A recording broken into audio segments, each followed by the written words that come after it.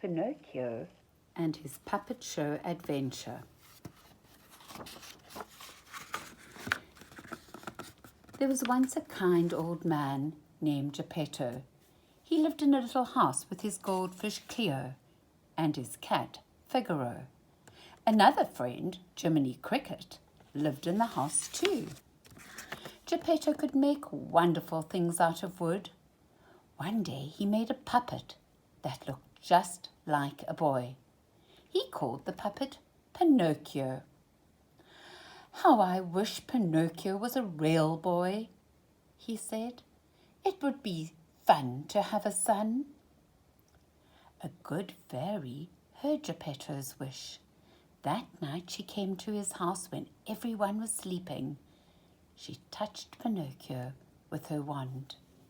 Suddenly, the little wooden puppet came to life. And what did Pinocchio do first? He tried to take Cleo out of the goldfish bowl. "No, no, Pinocchio," cried Jiminy Cricket. "Put that fish right back." The noise woke up Geppetto. He could not believe his eyes. There was his wooden puppet, singing and dancing. The old man was so happy he hugged Pinocchio. "My son," he said, "my own little wooden son." Geppetto wanted to cook breakfast for Pinocchio, but there was nothing to eat. "Let me go out and buy some food, father," said Pinocchio. My, what a good boy you are," said Geppetto. The old man gave Pinocchio some money and a list of things to buy. Jiminy Cricket was not so sure that Pinocchio was a good boy. "I will just follow him and see," he said to himself. Pinocchio walked happily down the street. He smiled at everyone. Everybody smiled at him. It was fun to be out in the big world by himself. A boy named Lampwick was also out by himself. Lampwick was not a good boy. He told stories that were not true. He even stole things. When Lampwick saw Pinocchio, he said, "Aha, I bet I can trick that wooden head." "Hi, friend," said Lampwick. "What do you have there?" "Money," said Pinocchio. "I'm going to buy food." "Why not buy candy?" said Lampwick. "It tastes better." No, no, Pinocchio, don't listen," called Jiminy Cricket. Pinocchio paid no attention. He followed Lampwick to the candy store. "Where did you get so much money?" asked the lady in the candy store. "My father gave it to me," said Pinocchio. "To buy candy?" asked the lady. "Yes, to buy candy." This was not true. Suddenly, Pinocchio's nose started to grow longer. He took his candy out of the store as fast as he could. "Let me hold the bag," said Lampwick. "It'll be safer with me. I'm bigger." Pinocchio held out the bag of candy. To his surprise, Lampwick grabbed it and ran away. That was the end of the candy. "What happened?" asked Jiminy. "Where's all your father's money?" "I lost it," said Pinocchio. Right away, his nose grew still longer. "You didn't lose the money," said Jiminy. "You used it for candy." "Well, at least take what is left and buy a little food for Geppetto." As he walked towards home, Pinocchio held the bag of food in front of his face. He didn't want anybody to see his long nose. A sly old fox and a thin, hungry cat were hiding by a bridge. "Look at that little wooden head," said the hungry cat.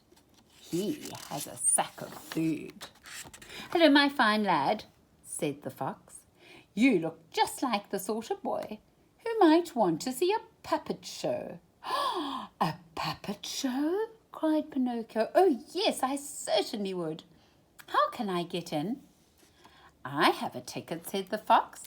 If you give us your food, I will give you my ticket. That is your sack of food, isn't it? Oh, yes, said Pinocchio. Another lie.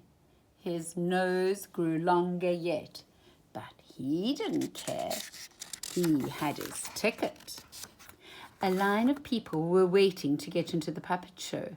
They got mad at Pinocchio when he bumped them with his long nose. Better not tell any more lies, said Jiminy Cricket. You already have too much nose for a puppet your size. Step up, called the man waiting in the ticket stand. Pinocchio stepped up. He gave the man his ticket. This is no ticket, said the man. It's just a piece of paper. Go away, little boy, and take your long nose with you. Poor Pinocchio. He had no money, no food, no ticket. He sat down in a box and began to cry. Just then a man peeked out of the tent. The man's name was Stromboli. He was the puppet master. My, said Stromboli, a puppet without any strings? Can you do anything but cry, little puppet? I can dance and sing, said Pinocchio. Show me, said Stromboli. Pinocchio danced, he sang, he turned cartwheels, he even stood on his head. Then Stromboli showed his puppets to Pinocchio. He pulled their strings and the puppets kicked their feet. You don't need any strings, said Stromboli. Come with us, you'll be the star of our show. Don't listen, Pinocchio. Go home to Geppetto, said Jiminy. But Pinocchio didn't want to go home. He wanted to be a star.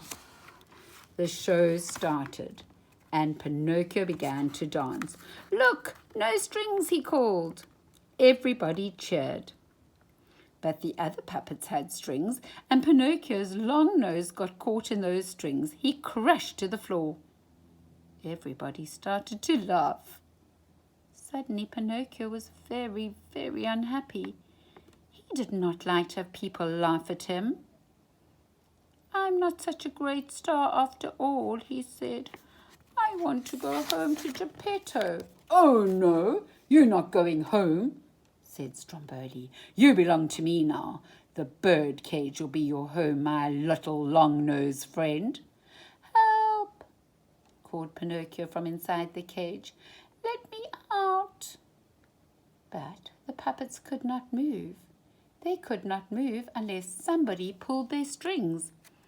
Jiminy couldn't get help either. He was far too small. But he could go and get help. Jiminy ran quickly to Geppetto's house. Geppetto, he called, you must come save Pinocchio. Stromboli, the puppet master, has put him in a cage. My poor little Pinocchio in a cage, said Geppetto. The old man followed Jiminy down the dark street. He was carrying a lantern in one hand. They found Pinocchio in his cage in Stromboli's tent. Don't worry, my son, said Geppetto. I will help you. He opened the cage and lifted Pinocchio out. Suddenly, Stromboli came running. Thief, he cried. That is my puppet. Run, Pinocchio, shouted Geppetto. Pinocchio ran. Geppetto ran too. But the old man did not see the open trunk. He fell into it. Aha! Now I have you, shouted Stromboli in a terrible voice. I will save you, father, called Pinocchio. Quickly he went up a ladder to the place where the puppets were hanging. Pinocchio dropped the puppets, strings and all, onto Stromboli. The puppet master could not move. Geppetto was safe. My good, brave Pinocchio, said Geppetto, and he hugged his little son. Fast as they could, Geppetto, Pinocchio, and Jiminy ran off towards home. As soon as they were safe at home, Geppetto took a good look at Pinocchio. "What has happened to your nose?" he cried. "Tell him the truth now," said Jiminy. This time Pinocchio did tell the truth. He told Geppetto about everything just as it had happened. While he talked, his nose got shorter and shorter. Finally, it was just the way Geppetto had made it. Never again, Pinocchio decided, would he tell another lie.